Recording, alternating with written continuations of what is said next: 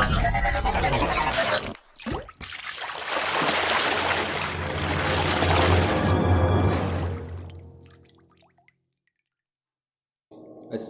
عليكم، ازيكم يا شباب؟ النهارده معانا درس جديد في الجبر بعنوان العددان المترافقان. يعني ايه ترافق؟ زي كده فكرة التوأم. يعني واحد اسمه حسن والتاني اسمه حسين، لكن لما نيجي نقولها في الرياضة هيبقى لو عندي عدد بالموجب هيبقى التاني بالسالب، بس خد بالك مش الخط اللي في النص هي اللي بتتغير بس. تعالى كده نشوف درسنا النهارده، يلا سمي الله كده وابدأ معايا. درس النهارده اسمه العددان المترافقان. بيتقسم الدرس ده لفكرتين بس. ايه هما الفكرتين دول يا مستر؟ اول فكره ان ازاي نجيب العدد ومرافقه ونضربهم في بعض. تاني فكره ان ازاي اخلي مقام العدد عدد نسبي. مقام العدد بيديني عدد نسبي، حاجه سمعتها قبل كده في العمليات على العدد الحقيقيه. لما يجي يديك عدد س زائد ص وعايز اجيب مرافقه، احنا قلنا يا مستر هنيجي على اشاره الاوسط ديت نغيرها. الاشاره عندي هنا في الاوسط موجب، اللي بين س وص اشاره موجب، نخليها سالب. طب لو كانت سالب يا مستر نخليها موجب. لو عندي العدد س زائد ص عايزين نجيب مرافقه يا مستر، هنغير الاشاره اللي في النص، يبقى س ناقص ص. ليه؟ عشان كانت بينهم من هنا زائد خليتها ناقص. وعايزين نضربهم في بعض يا مستر، عايزين نضرب العدد في مرافقه. نضربه ازاي؟ لو تفتكر كده خدنا حاجه زيها كنا بنسميها اقواس توأم في اولى اعدادي. القوس ده هو نفس القوس ده بس مختلف الاشاره، بنضرب الاول في الاول والتاني في التاني بس، ونحط بينهم ناقص. يبقى الاول في نفسه والتاني في نفسه، او الاول في الاول والتاني في التاني ونحط بينهم سالب. يعني س في س يا مستر هتديني س أس 2، والإشارة سالب في موجب بسالب، وصاد في نفسها يبقى صاد أس 2. يبقى الأول تربيع والتاني تربيع وأحط بينهم ناقص. خد بالك الإشارة هنا كانت موجب وده توأمه، يبقى أضرب الأول في نفسه والتاني في نفسه. هنا عندي 3 أمثلة. المثال الأولاني بيقول لي اضرب في مرافق جذر 7 ناقص جذر 3. نزل جذر 7 ناقص جذر 3 تحطها في أقواس. هضربها في مرافقها، يعني هضرب في جذر 7 زائد جذر 3. بقى قوسين توأم يا مستر، يعني عدد في مرافقه. هضرب الأول في نفسه اللي هو جذر 7 في جذر 7، والتاني في نفسه اللي هو جذر 3 في جذر 3، وسالب في موجب بسالب. جذر 7 وجذر 7 أخدناه في العمليات على الجزئية التربيعية، ينزل ما تحت الجذر 7 ونزل سالب في موجب بسالب. جذر 3 في جذر 3 نفس الكلام، هاخد ما تحت الجذر، يبقى 7 ناقص 3 تديني 4. شوف مثال كمان بيقول لي اضرب في مرافق 3 زائد جذر 8. ماشي يا مستر، هنزل 3 زائد جذر 8 في أقواس، هنجيب مرافقها يبقى 3 ناقص جذر 8. ليه يا مستر ناقص؟ عشان هي إشارة النص هنا موجب نخليها بالسالب. تمام، هنحلها بمجرد النظر. هضرب الأول في الأول والتاني في التاني. 3 في 3 ب9 زائد موجب في سالب بسالب. جذر 8 بجذر 8 يروح مع الجذر، يبقى العدد يبقى 8. 9 ناقص 8 تديني 1. مثال كمان بيقول لي س دي عبارة عن 3 جذر 2 زائد 2 جذر 3، وقال لك إن الصاد دي مرافق س. يعني إيه مرافق س؟ يعني إشارة الموجب دي هنخليها بالسالب. تمام، وقال لي يوجد س صاد. يعني إيه س صاد؟ يعني يا مستر س في صاد دي يعني مضروبين في بعض، بينهم إشارة علامة إيه؟ علامة ضرب. ماشي يا مستر، هنكتب الس اللي هي 3 جذر 2 زائد 2 جذر 3 في مرافقها، يبقى افتح أقواس. مرافقها مثلا هنغير الشرط الأوسط، يبقى 3 جذر 2 ناقص 2 جذر 3. وبين السين والصاد دي علامة إيه يا مستر؟ علامة ضرب، يعني هضرب دول في بعض بمجرد النظر. الأول في الأول هنا والتاني في التاني، بس خد بالك في الأول في عدد وجذر وهنا عدد وجذر، يبقى تضرب العدد في العدد والجذر في الجذر. 3 في 3 ب9 في جذر 2 في جذر 2 يروح الجذر يبقى 2.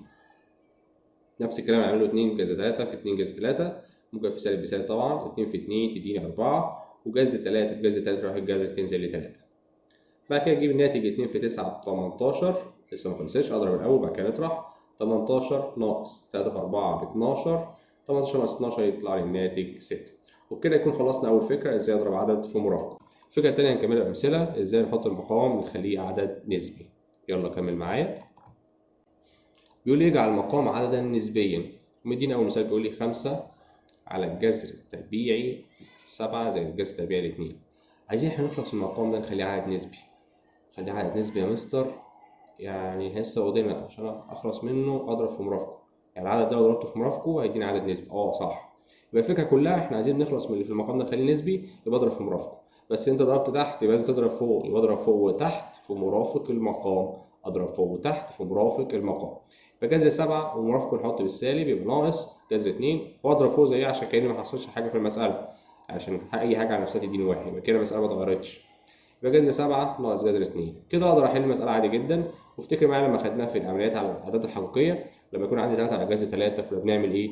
بضرب فوق وتحت في الجذر عشان اخليه عدد نسبي المقام. بضرب فوق وتحت في جذر 3 على جذر 3، هيبقى 3 جذر 3، وجذر 3 في جذر 3 يروح الجذر يبقى 3، يبقى 3 جذر 3 على 3، 3 تروح مع 3 تديني جذر 3.